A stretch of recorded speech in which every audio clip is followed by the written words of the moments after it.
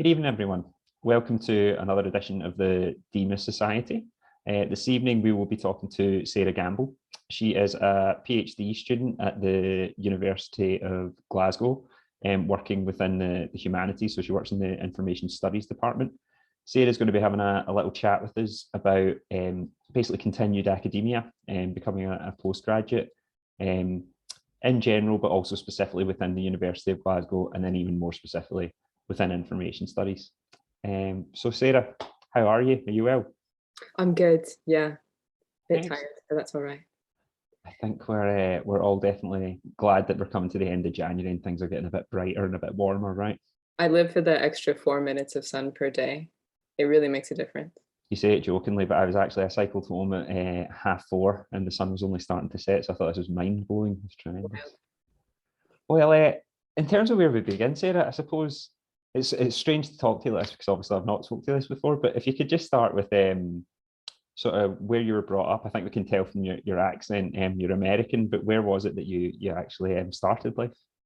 So I am from a town called Bakersfield in California, which I hope you've never heard of because it is affectionately called the armpit of California. It's in the Central Valley, quite a big city, but moved out of there to go to undergrad in Washington State. Okay, and what age was it that you moved? 18. 18, okay, so definitely your whole childhood in California and then off to Washington State. Yeah. And in terms of obviously things, I'm sure some are aware, but things are obviously very different within the educational systems of the UK and the US. So have you finished high school by the point you moved to Washington State? Yes, so I finished high school, and so finished grade 12, senior year. And then so we finish in the summer, and then you are supposed to start uni in September. Okay.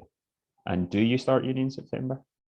If you go straight through, yeah. You have like 2 months break and then you go straight into uni. Okay. And for yourself, was university like basically a thought from your teenage years? Was it, I am going to college? It was. I didn't necessarily have like academic pressure from my parents to go to college, though I did definitely have academic pressure during my school years, because I was an only child, so all of the pressure was on me. And neither of my parents went to college. So it was just something I thought like, of course, that's a natural next step. Something that specifically happens in the US is you get quite a lot of like army recruiter phone calls. And I was thinking that wasn't exactly my career path, so might as well go to college. Okay. And in terms of, do you go to college in America or do you straight away start studying abroad? So I did a 4-year degree in Washington State. And it's quite common for some people to do a 2-year degree and then transfer schools to finish out the 4-year degree, because normally 4-year universities are more expensive. But I went straight into a 4-year university and took out hefty loans. Well, I was going to ask if you could speak a little to that. So in terms of within the Scottish system, at least, obviously we just have our education paid for us, and then you have a student loan on top of that, which when you meet a certain threshold, you'll pay. There's Erasmus as well. For yourself, studying in America, what are the fees per year, and how do you get those student loans? Is it similar to the application process for ourselves? So this kind of depends on state by state how much the tuition is going to cost. And then there's public universities and private universities. And then there's the Ivy League universities, which we've all heard about, which cost more because they have a fancy name. So I went to a private university, so it was a bit more expensive. And I think normally what people do in the States is they rely on the bank of mom and dad. A lot of people are privileged and get to have that. But if you don't, you go through kind of loan systems. I took out loans from the federal government because they tend to have lower interest rates, but longer repayment plans. There are other private companies that do loans, but they often catch you out with like 10-20% interest rates, and they take you end up having to pay back your loan 6 months after you finish your degree. Okay. Unless you go into further study, and they can be quite difficult to pay back. They ask for an awful lot per month for those, but the government, not quite as bad. And in terms of that federal government funding, does that work similarly to, so our student loans are government funded, and as I say, you have to hit a financial threshold to pay them back. Is that the same with your federal government loans, or is it effectively once they kick in, it's just, this is the amount you pay and you must pay it back?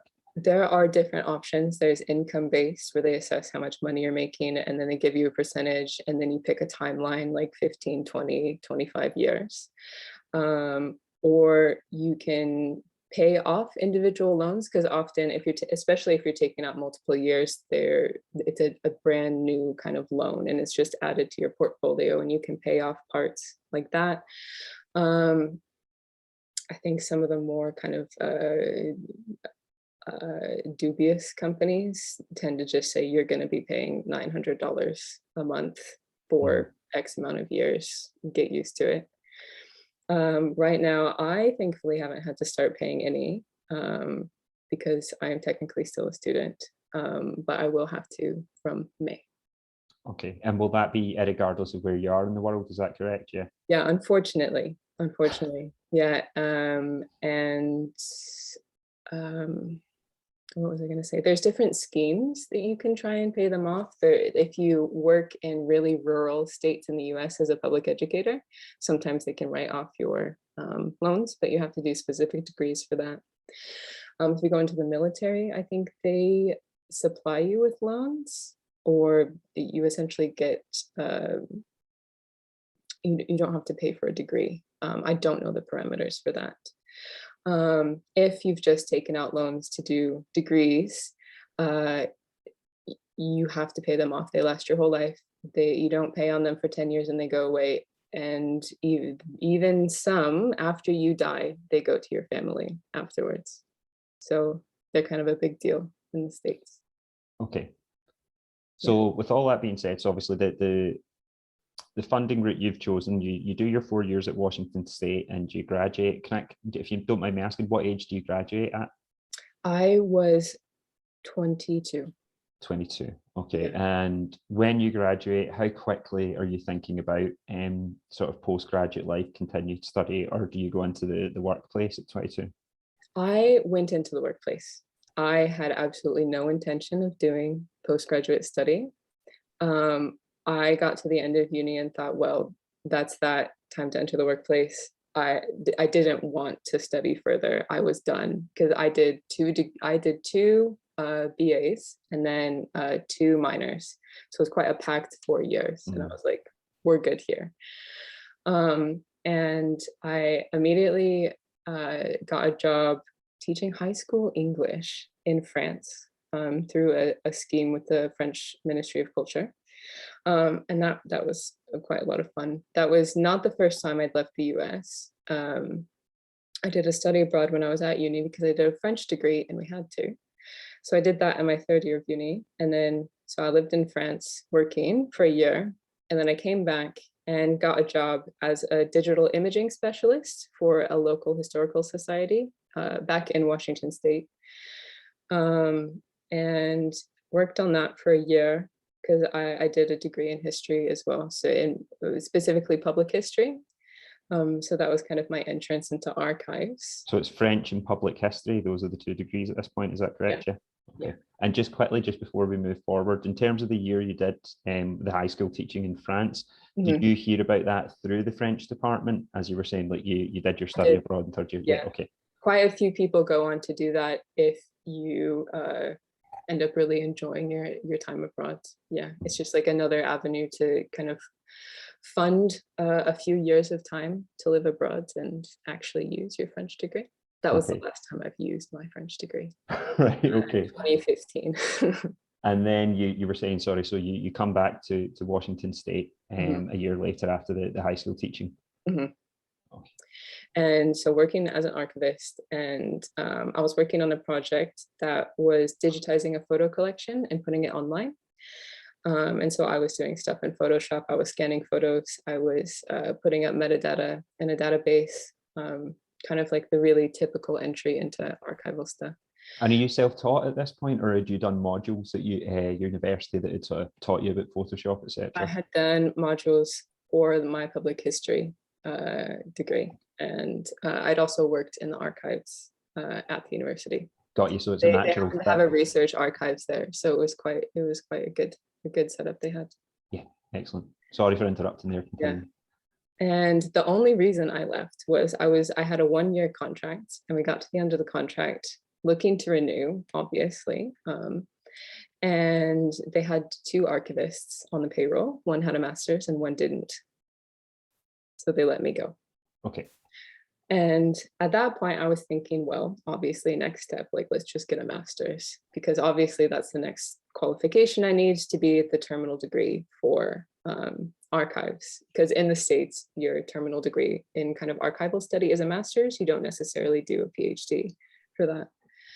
And so I was looking at programs in Washington State, and then a colleague of mine at the university I was working at the time was moving to Cambridge to do a program. And she had said, I just got this email from University of Glasgow. They have a brand new art history program.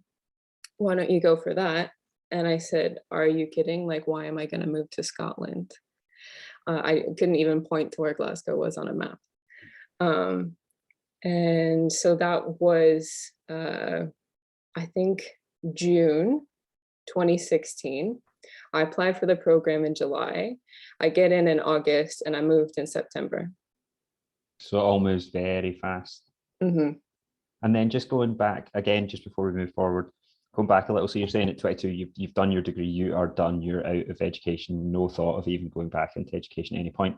Do you think there's a correlation between directly seeing a situation where you're like, there's me and there's me with a master's, and me with a master's gets the job and I don't get the job? Do you think that had a real direct impact into getting back into education?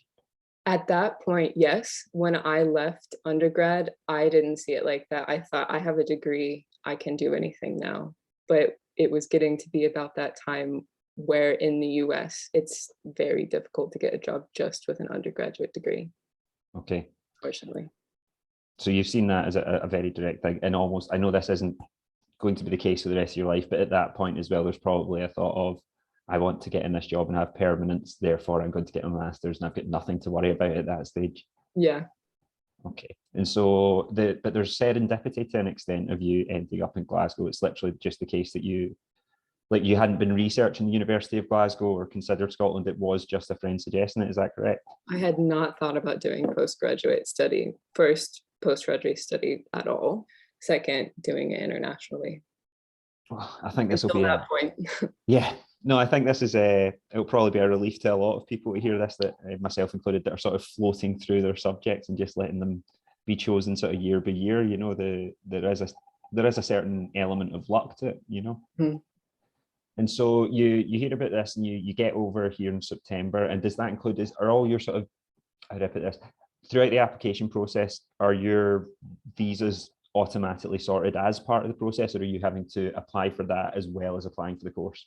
That is a separate thing. And it wasn't my first go at getting a visa, because I had a working visa when I was in France, so I kind of knew the process. It's obviously different than it is in France, but it was along the same lines. You know, you log into a government portal, you give them all of your details, you give them lots of money, and then they say you can stay here for this amount of time.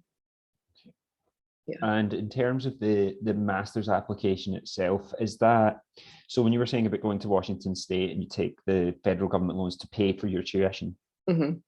Is that the same situation in terms of studying a master's at the University of Glasgow? Can you apply for loans again, or because it's a master's, do you have to get grants, pay for it yourself, etc.? No, so same idea, same government loan portal, but they have specific codes for the universities that you put in, and they have all the details for it. They know how long you can stay, they know how long all the programs are, they know how much it costs. So it just kind of auto generates, this is how much money we'll give you, except they offer you an awful lot more money than you need. So you say, actually, no, thank you. I don't want $50,000. Please just give me enough to cover my tuition. Which also worth noting, the international tuition here is more expensive. It was, at the time, it was, I think, £20,000 for the 12-month master program. All that to say, that is a lot cheaper than it would be to do a degree in the States, which is why coming internationally was so attractive, because it was a 12-year program.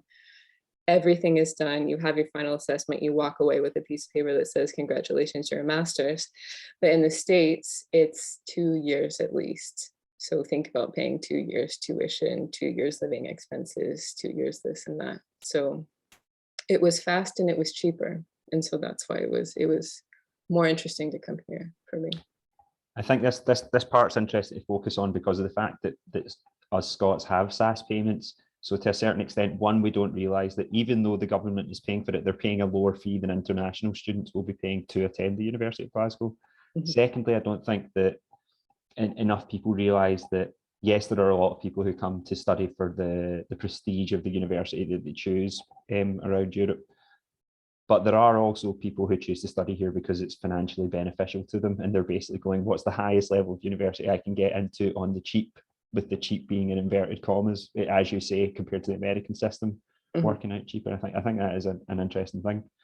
So you've applied and you've arrived, all your visas are sorted, you're here, etc. And this is it, did you say it's summer 2016 that you arrived in Scotland? Is that correct? Yep, September 2016. Okay, and at this point, obviously, I know I'm skipping ahead a little here, but obviously you work within the information studies department now, etc. When you come to do your master, do you have work lined up at all, or are you theoretically coming to study?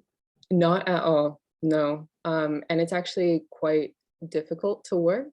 As an international student, we have certain restrictions with our visa type. You can only work 20 hours a week. But while I was here, like the master's degrees are so full on because they are really fast. Kind of picking up a job wasn't on my radar because at that point, just quickly, sorry, how long are the master's programs? The one you apply for, is it 12 months or is it 2 years? It's 12 months. 12 months, okay.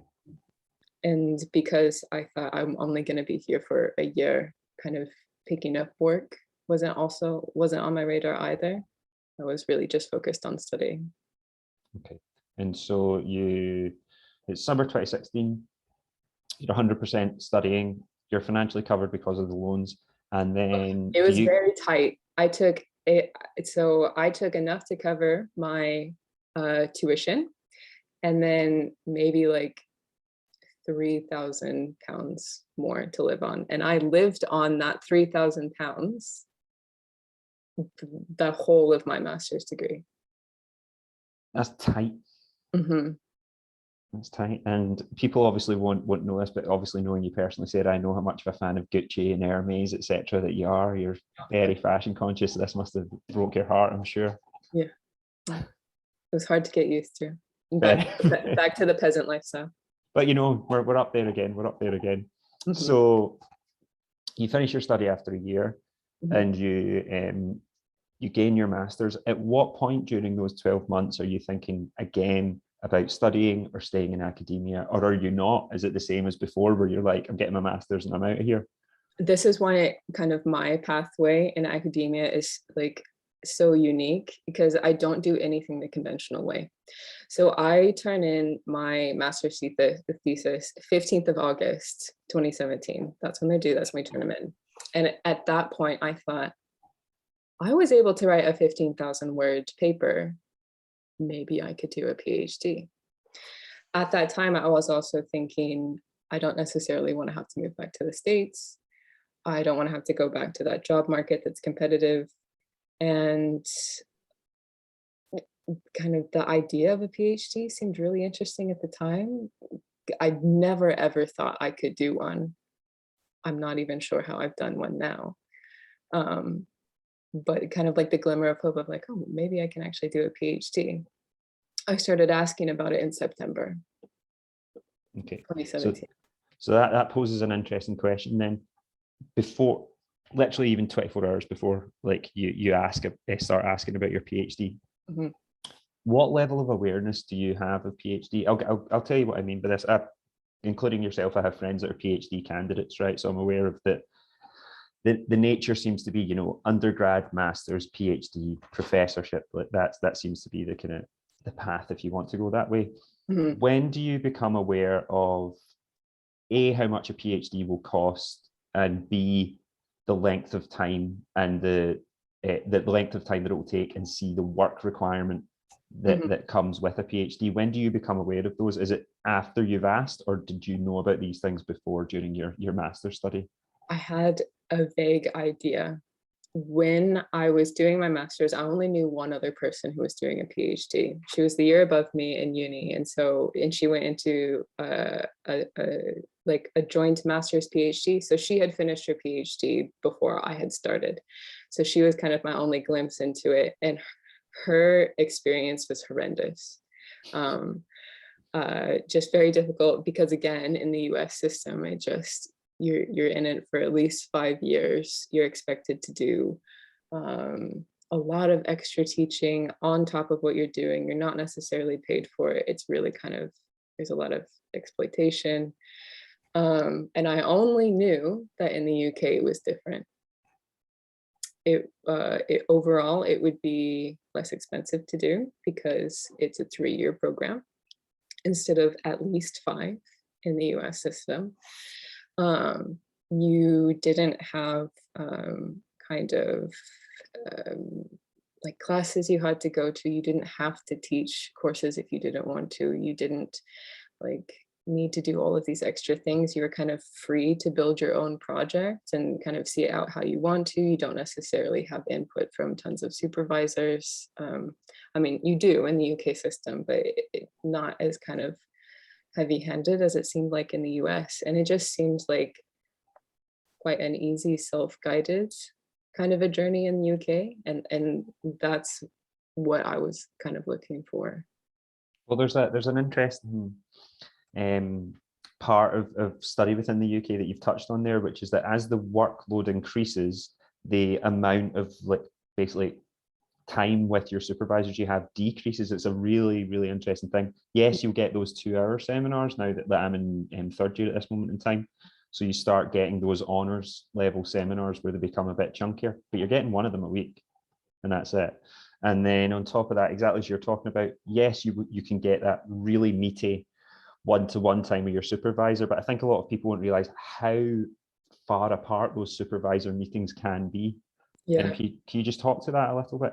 Yeah, and I can give you a sense of like how it went from my undergrad through to PhD, where you have like undergrad, you have 6 or 7 hours of courses per week. You have all of these professors you can talk to all the time. You have advisors, counselors, things like that. I moved into the master's. I had 3 hours of classes per week, maybe 3 sessions with the supervisor to go over my thesis. And then I go into PhD. You don't take classes. You take 4 training courses per year. And you choose whichever ones you want to do, and you meet with your supervisor once per month. So there we go. Sorry, continue. What were you going to say? Very hands-off.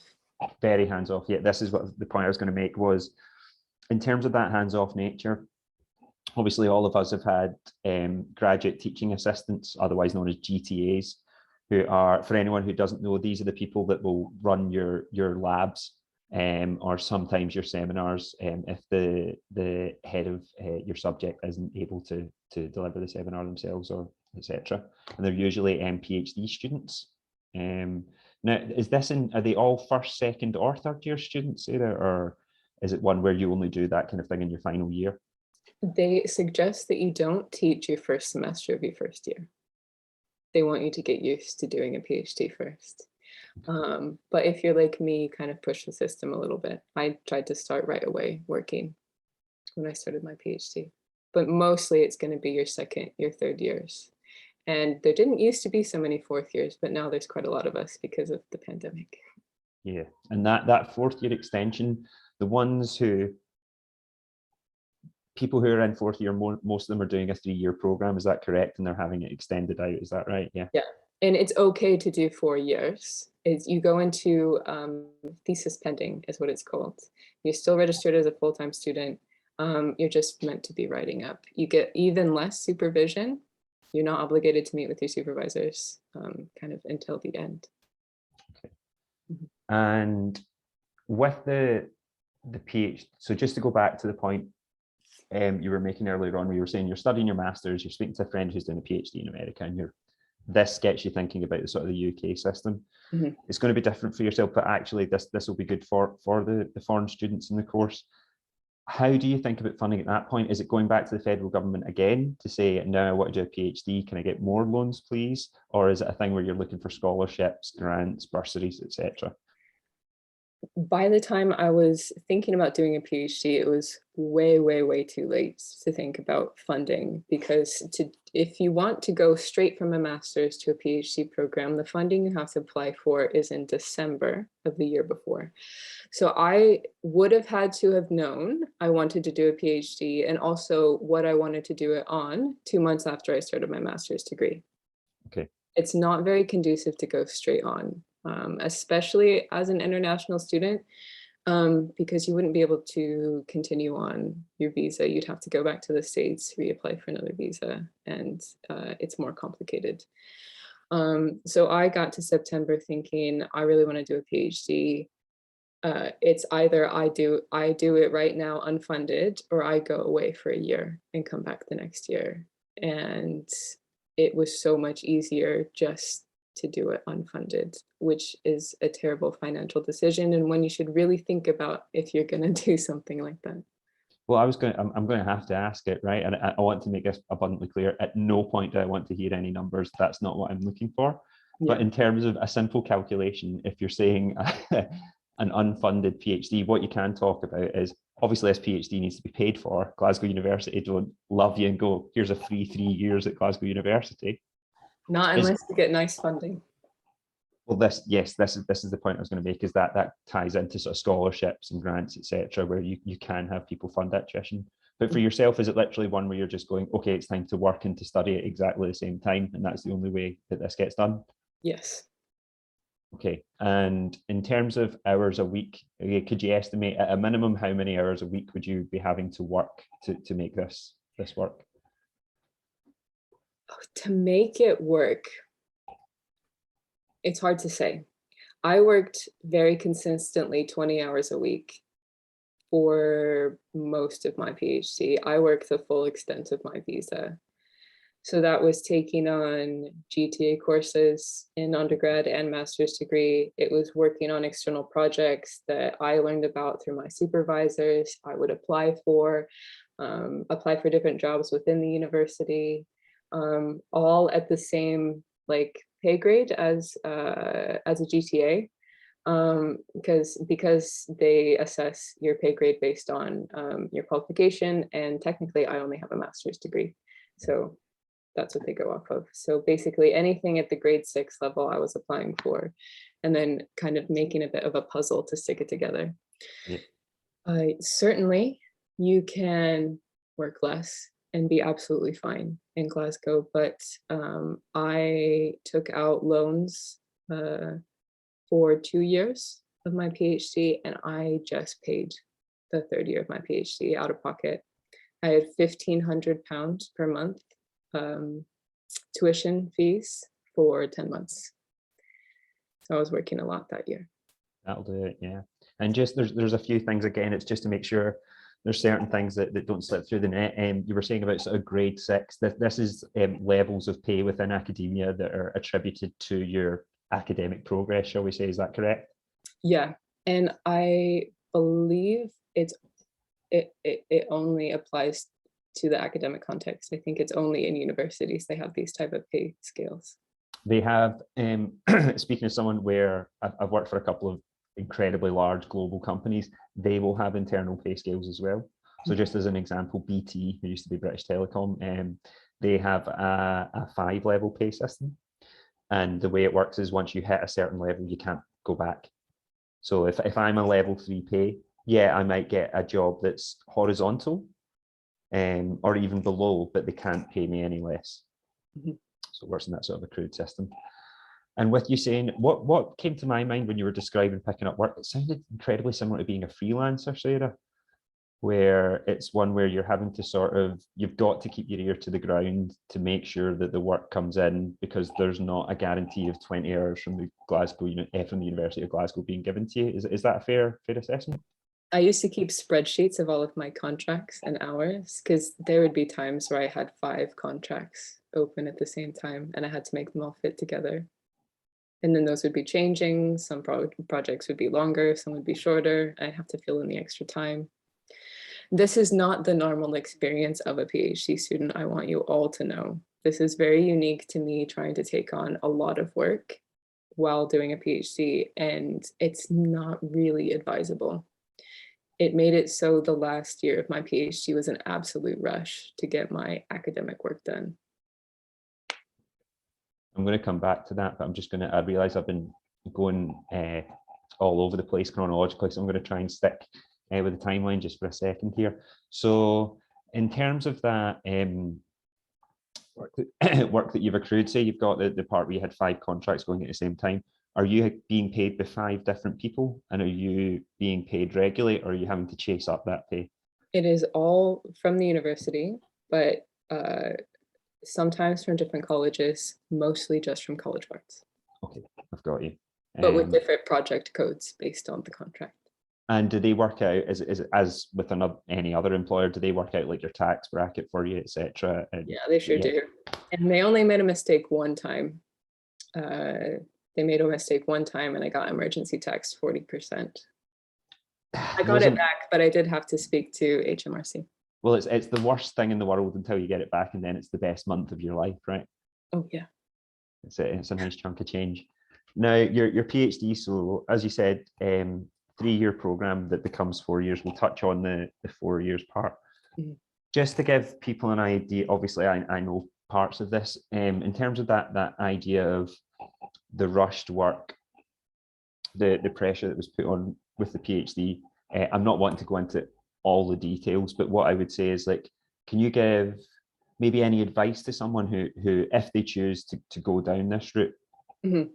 how to avoid that situation happening? What I'm wondering effectively is, I've been in the situation where I've written an essay to like 24 hours before it's due. Mm-hmm. Unsurprisingly, in comes the grade, and it's not necessarily the best grade that I could have achieved. Mm-hmm.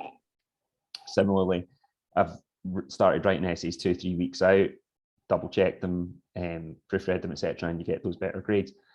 Effectively, is what you're saying with the PhD is that it's a lot easier if you have that attitude, and you sort of try and find a structure to those 2-3 years, so that that structure can continue throughout? Or do you think it's one where effectively you can go first and second year you're doing research, and then third year the work starts? Kind of both, because they have to work in tandem with how you as a person work and structure yourself and structure your time. Because there's a rough 3-year timeline for how your project should progress, because once per year we have something called annual review, and you turn in a specific amount of work to be assessed for that year, and that's kind of like your benchmark that you're going for. In your first year, you write 6,000 words of your literature review, and you do a data management plan. In your second year, you turn in 20,000 words of any work. And then in your third year, you have to have 60% of a finished PhD. And now this depends on department to department, but in information studies, the word range is 70,000 words to 100,000 words. So you need 60% of 70,000 words. And to give us an idea, obviously that's an enormous range, 70 to 100,000. Is anyone looking kind, when they open the PhD, are they looking more kindly on you if it's 100,000 words than they are if it's 70,000 words, or is that range genuine and it doesn't affect your grade? No, I think people love short essays. Okay. 30,000 words less, that's like 50 pages. Yeah, so keep it concise. I have had personally a lot of criticism come at me, which is like, you don't need so many words. Please use less words. That would be appreciated. And I get a lot of questions from students that are in my classes at GTA, like, how many words do you need? And I say as many as it takes to answer the question. And for me, like, it ended up being 75,000 words was what it took for me to answer the question. And lucky for my examiners, they get to read a short essay. Now, once you're we're going to go back to the COVID part just in a moment, but for those who don't know, obviously you've handed in now awaiting becoming a doctor. I'm right in thinking that the only step above doctor would be professor, is that correct? Or are there other steps I'm unaware of? So professor is kind of, so you go from like PhD student researcher level, which is grade 6, and then grade 7 is lecturer, grade 8 senior lecturer, 8, 9 senior lecturer, grade 10 professor. So it's like a career scale. Okay. Professor's the highest, but so lecturer, senior lecturer, professor. And am I right in thinking that requires an extra qualification, which, much like your PhD, is extra study and it is accredited study? Is that correct, or is that not? It's not necessarily accreditation. It's more how long you've been doing a position. Because like a lecturer position, you essentially have like a 5-year plan, and then afterwards you do certain other things to go for promotion. It's like another 3 years, and you essentially need to be in post for many years before you are considered for a professorship. It includes, they look at things like publications, publications to fit into the REF framework, so research excellence framework. And that I hardly understand how that works, and none of you need to know about that yet. They look at how many students you supervised for PhDs and how many have gone to completion. They look at a lot of different things. So there's a checklist of effectively prove you've done the work, you've done the miles, you've done the hard graft, and then if you have it's the university that decides that you're a professor. Is that correct? Yeah, you do an application for to move up for a promotion. That's the word. And you can actually look this all up on the university website. I forget what it's called, but you can look up the promotion criteria. Okay. Mm-hmm. It's the reason this is all came to mind is funnily enough, Anne Gow recently becoming a professor has made me very interested in how you get there. Mm-hmm. So obviously she's been a professor in my eyes for many years, Sarah. Yeah, she is great. It's well deserved. Well deserved. Right, Megan. Yeah. In terms of the COVID part that you were talking about, can you just explain how quickly is it that you realize going into third year that you're like, oh, this is not going to be a normal PhD year? So thankfully I had done most of my data collection before the pandemic hit, so I didn't have to worry about trying to do interviews or anything, because my initial methodology was to do interviews, but that changed to just some desk-based research, and I was doing data collection just off the internet. So in that sense my methodology wasn't affected, so my project wasn't really derailed. But I was experiencing such severe burnout, and then kind of everything happening. I got to be about halfway through the third year. I had planned to finish in the summer of my third year, but I couldn't get the words out. I had a few chapters still left to write, and I just couldn't do it. And I was thinking, like, I think we need to go into thesis pending. And so I spoke to my supervisors, looking at an extension. And can I ask, are your supervisors a little softer at that point, because maybe more empathetic is probably a better term, because of the fact that obviously you would imagine that you're not the only person asking this, that because of COVID, there's quite a lot of this kind of type of request coming in. Is that fair to say? Definitely. My supervisors are great. The two that I work with the most often have just been there like every step of the way and very supportive, signing every form I stick in front of them for extensions and hardship funds. And yeah, so they were great in that sense and very receptive to going into a fourth year, even though that meant that they were still signing on to supervise me for another year.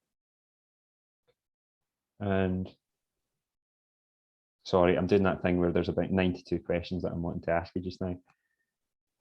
If you could just talk to, just before I forget,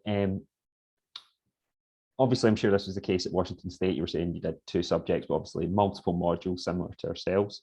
Mm-hmm. How specific does your study get once you're hitting things like master's and PhD level? Are you effectively focusing on one thing and one thing on? I know that can be a broad set, but you're effectively choosing your own subject to a certain extent and choosing your focus of study. Is that fair to say? Yes, and more so for me because I am unfunded. I can do absolutely anything I wanted to do. There tends to be a bit more stricter structure if you have funding bodies, because they're going to have specific things that they want to use your project for. And you don't always necessarily get to make every creative decision. Well, I think this is a very important, sorry, just quickly, it's a very important point regarding grant application, right? Is that there's there's always going to be, the devil's in the detail. There's always going to be a reason that they're giving you that grant, and usually it's going to be to do with your type of work. Is that fair? Yeah, and that also depends on the type of grant you're going for. It depends on if you're applying for funding to do your own project, where like the funders will have kind of some input, or you're applying specifically for a project that's already been outlined and you're just applying to do it. You're applying to work with these certain people. It's almost as if you're applying for a job in that sense.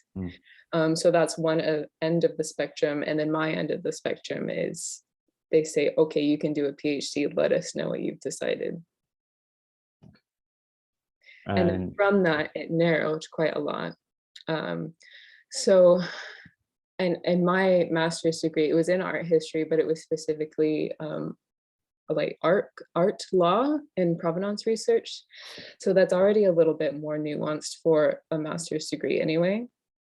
And then when I started the PhD, it was quite broad, but it has narrowed into a very specific kind of project in the end. But it took a few years to get that narrow. Just speaking about master's level there, I can only speak for myself, but so it's 6 modules I'm doing in the year. Same with all third year students. It's not just third year students that are watching though. Do you still do modules when you're doing things like masters and PhD, or does it work in a completely different fashion? For my master's, we took 3 courses and then a work placement. Because if this was pre-COVID, obviously we could go out and do work placement. And then in the second semester, it was, I think, maybe 2 courses and then dissertation, which was 60 credits. And I think each course was 20 credits. And somehow it added up to however much you need. I forget how many credits it was. But yeah. And then in the PhD, absolutely no modules at all. You don't have courses to take. Nothing to do. And when you were talking about art law and provenance, like that sounds to me, as you said, it's quite niche. I would imagine. Where does an idea like that come from? What is it that, if you can give us an idea, what is it that makes you think, oh, not only do I know about this subject, but I'm going to pursue it for study? So I didn't necessarily know a lot about it when I went into it. I had done art history modules in my undergrad, because my undergrad was like, it was a history degree with, and I took some language classes, I took some art history classes because it was a cross-cultural studies emphasis. And I'd always liked art history. And so it started out with mostly kind of survey art history courses with a few law courses. And then the second semester was heavy on law courses. But what made it interesting to me was specifically thinking about how to integrate a digital angle, because I mean, I loved my job when I was working as a digital imaging specialist in an archive and like how you digitize photos. And I went in thinking like every paper I'm going to have to do, I'm going to try and add a digital angle to it. And so I was writing about how can databases help facilitate restitution of objects and kind of things like that. And then that was my initial angle going into the PhD. But it is less so now. It's almost entirely looking at digitization methods and digital sustainability. Okay, and excuse me, is this in terms of the things like sort of servers and the idea of data, and where does that data continue to be stored and how does it continue to be stored, and should data be eternal effectively, or should it be exercised at some point? Is it that kind of thing? That kind of thing, yeah. Okay. Broadly. But we don't have to get into it or we'll be here for a long time. Excellent. Well, maybe we'll need to get another chat sometime. You can go on and on about it for an hour and a half. But the interesting thing about this is I switched fields and departments at every step. So my undergrad was history and a language. I went into art history, emphasis in law, and then I went into information studies, digital humanities. And now at the end, like pretty close to hard science. This is a a very similar story to myself. I did English Lit and Philosophy at Access course. Then it was English Lit, Film and TV and Digital Media. And then it was Film and TV and Digital Media, which has got more specific. And then that's narrowing into digital media now, as I'm gathering pace towards the end of the degree, Sarah. Just on that, that point, do you feel that so when you're talking about the idea of kind of the dominoes falling in terms of where you've been led on your educational journey, do you feel that you would say like you're passionate about information studies or digitization and digital media, or do you think you're passionate for the now and that there's something kind of around the corner, if that makes sense, similar to when you were younger? There are a lot of areas that have kind of, I've discovered while doing my PhD that I think would make for fantastic research projects afterwards. And I really hope I get to be the one to do them in future. That all kind of depends on, getting grants to do it, getting jobs places that have stuff going for it, trying to create my own job and the kind of environment for that. But I would say certain aspects of my research I am quite passionate about, and I hope I get to continue doing that research from now on. We'll see. It's not a set path necessarily, especially with the job market being like it is right now for academics. But well, am I right in thinking that let's say, imagine a utopia and the whole market is available to you. Do you see yourself continuing to be in academia? Do you like the idea of research working in tandem for you over at least the next few years? I've always thought I would be happy in academia, but I would also be happy in like the outside sector as well, doing things tangentially related. But there's definitely like the heritage sector I could go into that's not based in academia, but academic adjacent. Yes, there's definitely a thing where, for example, I worked with the Moving Image Archive, and there's no doubt about it, the archivists over there definitely have their fingers in many academic pies, even though they're not academics themselves to a certain extent. No, I can see the allure in that. And just as we're finishing up, I know it's we're coming to a close. And if anyone has any questions they'd like to ask Sarah, feel free to put them into the chat, and we'll fire them over. With the points I was the questions I was just giving you there regarding sort of digital media and information studies, how have you found working within information studies at the University of Glasgow? The reason I asked this, I'm not looking for, oh, I like him, but I don't like her. But certainly it seems like a course that's to a certain extent on the zeitgeist. This isn't widely available across the UK. It's at the forefront in many ways when it comes to AR, AI and VR as well. Do you feel that within the department? Because you're in a very unique position where you're both student and employee at the university. And I have also worked in almost every single course over the last 4 years. It's in a kind of an exciting place to be in because there's a lot of different things that are happening all at once, and they all work together while also being very kind of independent of each other and moving in really interesting directions. Like I know that there's courses being developed all the time based on like digital sustainability and integrating things like AR and VR into the courses, and you get to learn how to do coding in like the early levels in DMIS, but you also get to learn how to like museum theory in the master's courses and how to create like learning engagement guides for school children in museums. And it's such a broad field that it almost like seems a bit difficult to navigate, and it is to some extent, but there's also kind of something for everyone. No, I think that's very fair. Do I forget imposter syndrome every day? Thanks, Megan. No, I'm joking. So the full question is, do you ever get imposter syndrome with your education and don't feel that you should actually be at the level you're at? I do. I definitely do, because I never saw myself as someone who would end up in academia. I did fine, like academic wise, when I was in high school. Did like the extra courses, the upper level courses, and I got into uni. I was a very mediocre student, not mediocre, average student. And then didn't feel like I belonged at all in a master's degree, but found it easy enough because I really enjoyed the material. And this might make you all feel better. I got the lowest mark you can get in a master's degree to go into a PhD at Glasgow Uni. And so I entered a PhD thinking, I really have no business being here, because you think about people that do PhDs at like these Ivy League colleges or in Oxford, and I think I'm not at the same level as those people, but you shouldn't compare yourself to other people, because you get to the end of a PhD and you are literally the master of your own project. You are the expert in what you're studying and no one knows it better than you. So you do end up being an expert in something at the end, whether or not you thought you'd get there.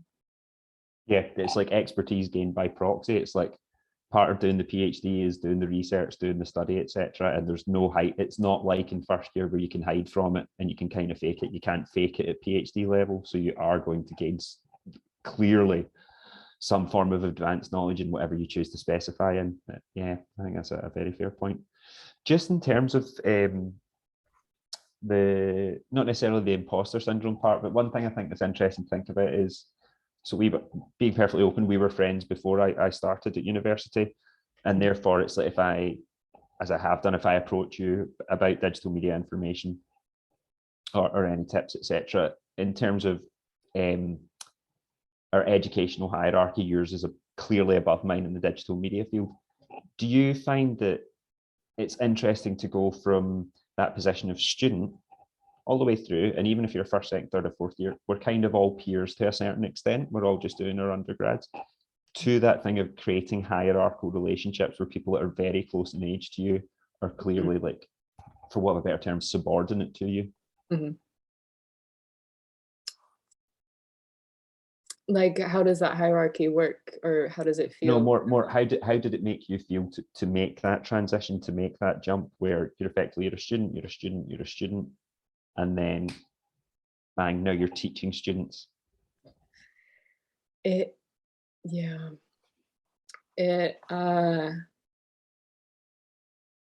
Sometimes I mean, to some extent, I'm still peers with all my students because we're still students. I've just gone to school longer than all of you.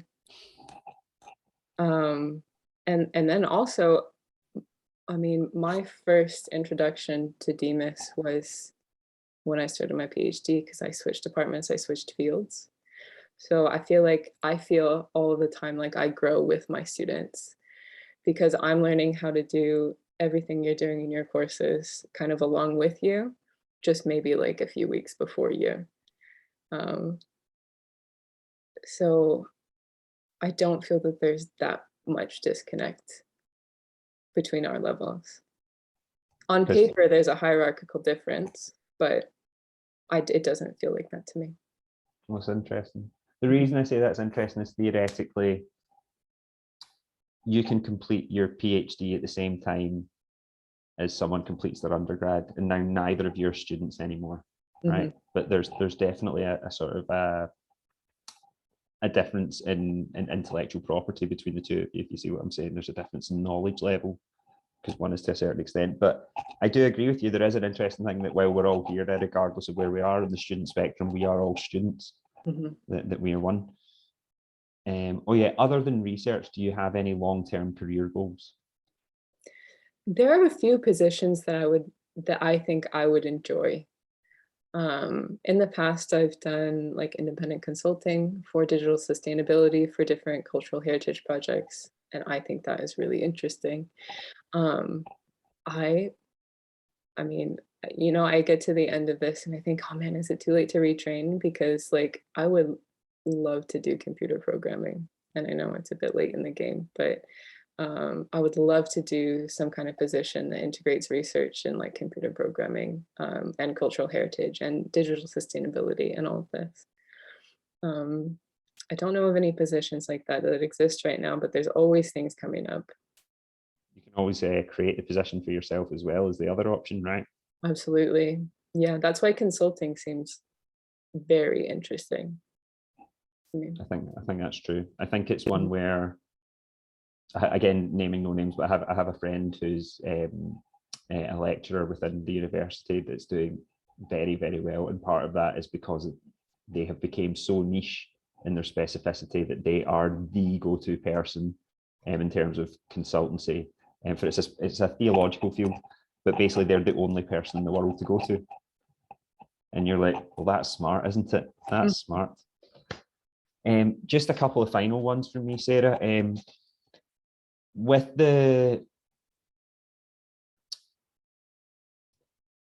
still interested in the idea of student and employee. I'm trying to think how to put it correctly. Do you, when your master's finished and you go into your PhD, have you already, so obviously you've done high school teaching by this point, did you feel ready to like go straight into the sort of the GTA field, or did you have to do any preparation to make yourself ready to educate students?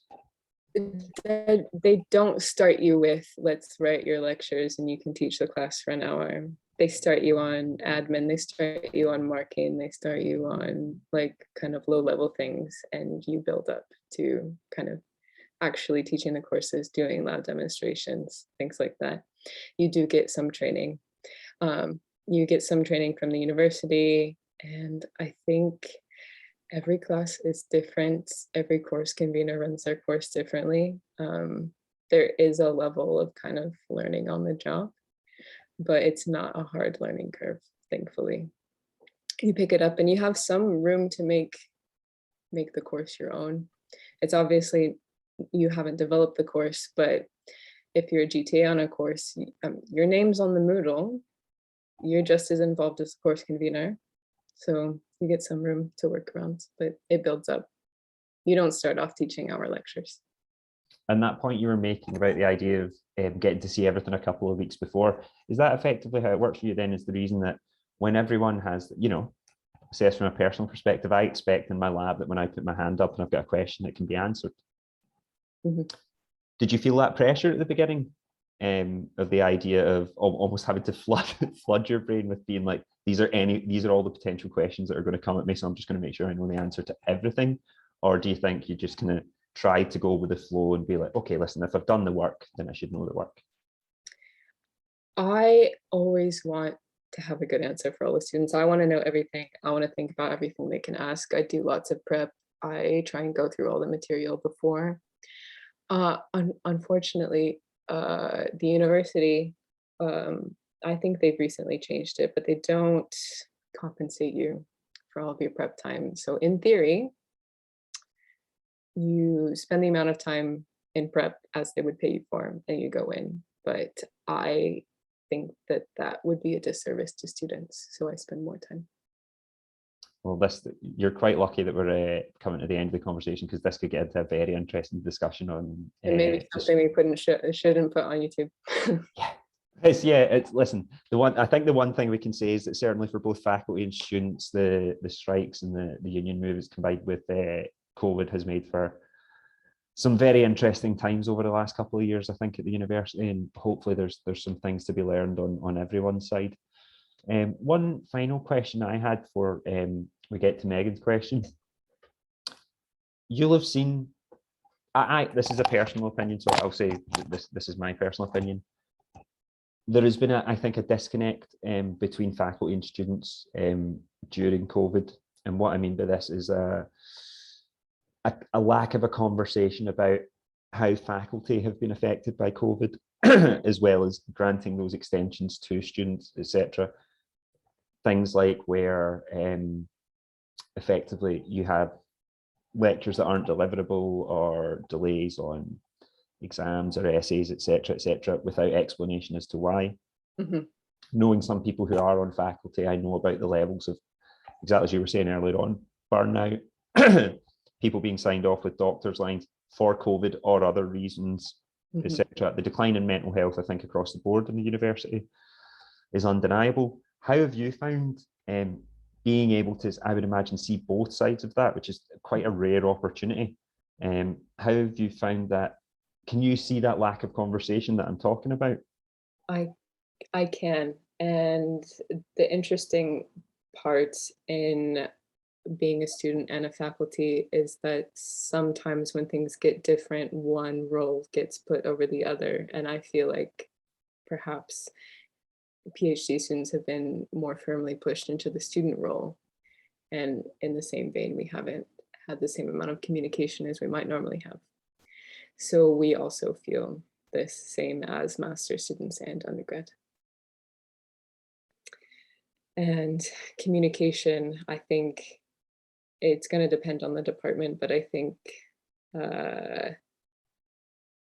it's been a particularly difficult year for a lot of departments, more so than last year. I tend to That's agree. all I should say on the record. Yes, no, I would tend to agree, and I'm sure. I hope it comes across. None of what I'm saying is malicious or targeted at anyone. It's simply saying that I think all sides need to realise it's a tough time for all, a very tough time for all. We have a question here from Megan. What other kinds of jobs have your fellow DMIS students gone on to do or have interest in doing? I actually am not sure, because after my students leave my courses, I haven't heard much back from them, because mostly I teach first and second year, so they're going into third and fourth year, so they haven't gone into the job market yet. I think probably the best advice regarding that would be LinkedIn's always a good place to see people that have studied DMIS at the University of Glasgow, but you've also got something I've only recently became aware of, that the academia website, academia.edu, which is, as far as I can gather, quite good for sort of putting together your kind of academic CV, like repping yourself academically, and much like LinkedIn. Would that be fair to say, Sarah?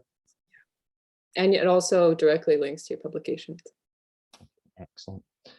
Do we have any final questions before we wrap up here? Oh, I can say, so there's been 2 PhD students who finished in the last couple of years. One still works within information studies, and she's taken over some time that's been bought out by a few of the lecturers. And so she has like a 0.5 contract, I think. The other person who's finished now works for the DPC, the Digital Preservation Coalition. So she got the big kid job afterwards. Well, that's I think that's a pretty good note a pretty optimistic note to finish on, Sarah, speaking about that. Listen, I just want to thank you for your time. Thanks everyone for coming this evening. Next week we have Dr. Timothy Barker speaking to ourselves about media archaeology, effectively how we have moved from the analog media into the modern world, and he'll be disseminating that a little bit for us. So that's something to look forward to. That will also be in person back in the Learning Hub. So details to come on the Facebook. Once again, Sarah, many thanks for this evening. Really appreciate it. And thanks to everyone for coming. Have a lovely evening, everyone. Thank you.